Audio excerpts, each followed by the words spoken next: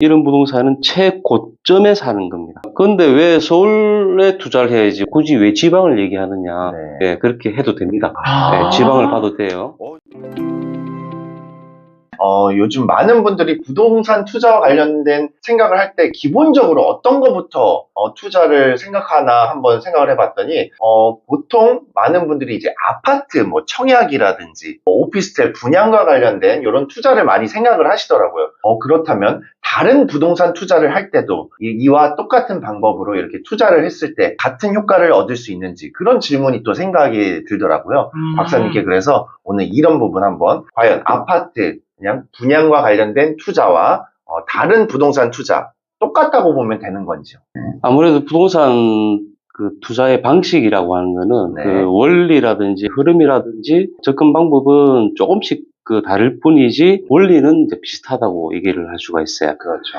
일단 아파트 같은 거는 사실 저 같은 경우도 예전에 뭐 투자를 했었고 많은 주변 분들의 의견을 들었을 때 잘 그냥 사전 정보나 이런 게 없이 보통은 그냥 청약이 떴을 때 경쟁률이 좀 높은 곳이라든지 본인이 생각했을 때 입지 보통 뭐 지하철역이 가깝다든지 그런 곳에 그냥 단순하게 투자하는 경우가 있는데 그런 투자의 경험으로 다른 부동산을 투자하기는 조금 어려움이 있지 않나? 부동산 전문가라고 하시는 분들 중에서 아파트 쪽, 주거 쪽 전문가들이 대부분이거든요. 그렇죠. 거의 뭐 한 95%? 네. 상업용 부동산 전문가는 우리가 흔히 찾아볼 수가 없어요. 네. 예, 되게 이제 여기 계시죠? 아, 그렇죠. 네.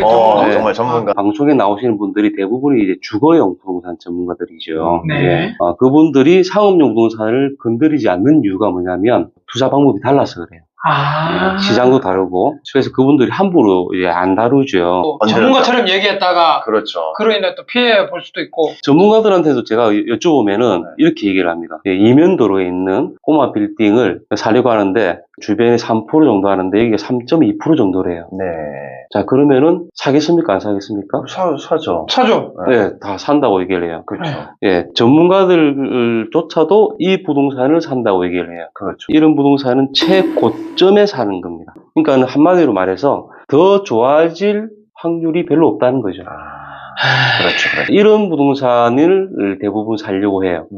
자, 반대로 얘기하면은 망가진 걸 사가지고 최고로 만들어 놓으면 산다는 얘기죠. 아파트 같은 경우에는 주택 전문가들은 대장 아파트를 사라고 하고 단지 세대수가 많고 네. 그다음에 신축을 사라고 하고 자 이런 성향들 때문에 꼬마 빌딩도 위치 좋은데 번듯한 꼬마 빌딩을 사라고 추천을 많이 한다는 얘기죠. 네. 예. 그래서 같은 개념으로 보면서 투자를 했을 때는 분명히 그런 함정이 있다는 거죠. 그렇죠. 예. 야, 이게 함정 아닌 함정이네. 그렇죠. 예.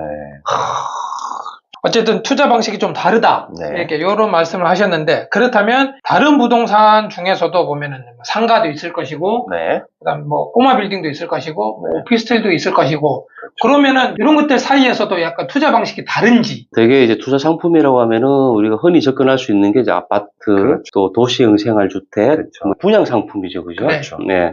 자, 이런 상품들을 통틀어서 뭐라고 하냐면은 표준형 상품이라고 얘기를 할 수 있는 거죠. 표준형 상품은 임대 수익을 높게 받든지 비어 있든지 상관이 없어요. 그렇죠. 자, 근데 상가는 좀 다르다는 얘기입니다. 꼬마 빌딩 같은 경우도 마찬가지예요. 예. 쌍둥이 빌딩이 있다더라도 수익률에 따라서 다르고 임차인에 따라서도 다르고 네. 네, 그래서 투자 접근 방식을 우리가 표준형 상품에 분양받듯이 접근해서는 큰일 난다는 얘기입니다. 그럼 예를 들어서 쌍둥이 꼬마 빌딩이라고 치면 뭐 높이랑 뭐 다 똑같아, 디자인도 다 똑같아. 근데 네. 이제 두 동이 있는데 이쪽은 뭐 스타벅스, 여기는 뭐 공실 한두 개 있고 그러면은 가치가 다르다는 얘기. 그렇죠. 그럼 뭐 네. 같은 바로 옆에 있어도 네, 수익형 부동산 중에서 이제 그 꼬마 빌딩이라고 하는 상품은 그 공간 안에 어떤 컨텐츠를 맞추는 거에 따라서 수익률도 달라지고 이제 퀄리티도 달라지게 되는 거죠. 네. 입지를 극복하기 위해서 이면도로에서 내가 정말 훌륭하게 이 활성화를 시켰다고 하면은 그것도 가치가 올라가듯이 그렇죠. 예, 어떤 방식으로 하는가에 따라서 가치가 달라질 수 있다는 게 초보 입장에서는 핸디캡이 될 수도 있고 예, 또 전문가 입장에서 봤을 때는 가치를 엄청나게 올릴 수 있는 그런 기법이 될 수도 있는 것이죠. 사실 그 유명인들, 특히나 저희가 또 연예인이다 보니까 임대를 맞출 때 이런 유명한 연예인들을 맞춰서 더욱더 그런 임대 수익률을 높이는 그런 방법도 있는 건가요, 혹시? 물론 연예인이 네. 운영하는 가게가 들어오게 되면은 어디에 도움이 되냐면 활성화에 도움이 됩니다. 유명 연예인이 창업을 했다고 했는데 그게 손님이 별로 없고 그러면은 크게 영향이 영향이 없겠죠. 없죠. 예. 그러니까 연예인이 들어왔다고 해서 가치가 올라가는 게 아니고 연예인이 운영을 함으로 해서 그게 활성화가 되는 거. 연예인이 아니더라도 네. 유명한 브랜드가 들어와서 활성화만 된다고 하면은 줄을 선다고 하면은 그러면은 어떻게 이제 빌딩 가치가 올라가느냐? 네. 자, 이 임차인은 오래도록 거기서 영업을 하려고 할 거죠. 그렇죠. 예, 네. 활성화가 되고 잘 그렇죠, 된다고 그렇죠. 하면 네네. 예, 그러면은 이제 임대료가 올라가기 때문에 수익률이 당연히 올라간다는 얘기죠. 그리고 빌딩을 매입하는 입장에서도 이왕이면 줄 서고 활성화되는 상가에 사고 싶지 네. 조용한 그런 데보다는 훨씬 나을 거 아니에요. 네. 그렇죠. 그러면 일반적으로 많은 분들이 아파트 투자로 이제 시세 차익을 노려서 또 다른 아파트에 뭐 분양을 받는다든지 이런 식으로 많이 투자를 하고 있어요.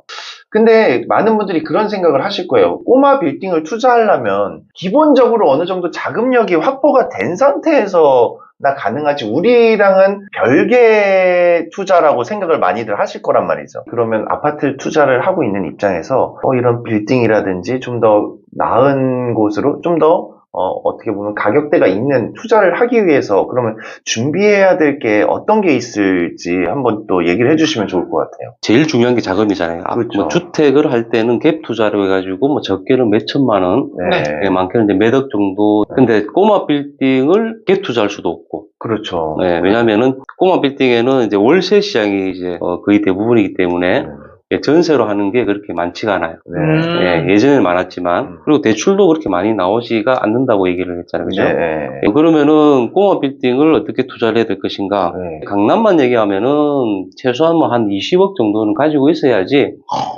정말 자기 자본이. 네. 네. 그래야지 지나가다가 눈에 잘 안 띄는 그런 정도의 꼬마 빌딩을 살 수도 있겠죠. 이슈가 되는 거는 강남의 꼬마 빌딩이에요. 그렇죠. 근데 강남의 꼬마 빌딩을 바라보면은 이런 현상이 생긴다는 거죠. 먼 얘기 같고 그냥 그냥 뉴스 같고 남의 근데, 얘기죠. 근데 우리가 이제 조금만 눈을 돌려서 경기도라든지 지방도 마찬가지예요. 거기에 있는 꼬마 빌딩은 실제 한 5억에서 한 10억 정도로도 투자가 가능한 빌딩이 많이 있습니다.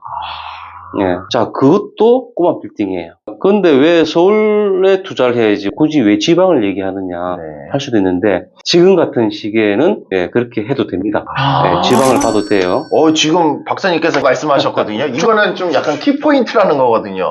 5억이 없네. 전 130만 원밖에 없습니다. 5억이 없어요. 네.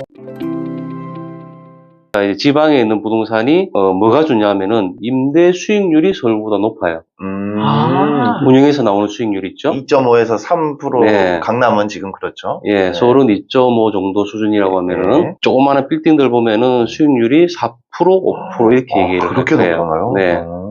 자, 지금 높다고 생각하잖아요. 불과 몇 년 전만 해도 4%는 그냥 평균이었어요. 그리고 한때는 8%, 10%도 있었고요.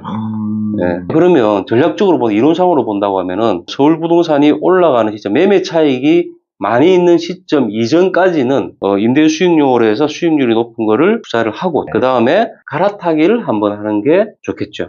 자, 그렇게 생각을 하면은 이거는 아파트 투자하고는 전혀 다르다는 얘기예요. 상품 자체가 다르기 때문에 그래서 아파트에 투자했던 경험으로 수익형 부동산 특히 분양형 상품 중에서 상가 그리고 꼬마 빌딩 이런 상품들을 투자하는 거하고는 접근 방법이 다르다 이렇게 말씀드리고 싶네요. 아파트나 청약 이제 일반적인 분양을 통해서 했던 투자와 다른 부동산 투자를 했을 때는 조금은 다른 측면이 있다. 똑같은 생각으로 투자를 했을 때는 분명한 리스크가 있다는 걸 다시 한번 기억해 주시면 좋을 것 같습니다. 앞으로도 우리 엔터부동산 여러분들께 더욱더 좋은 부동산 정보를 공유해 드리도록 하겠습니다. 지금까지 연예가 중계였습니다. 감사합니다.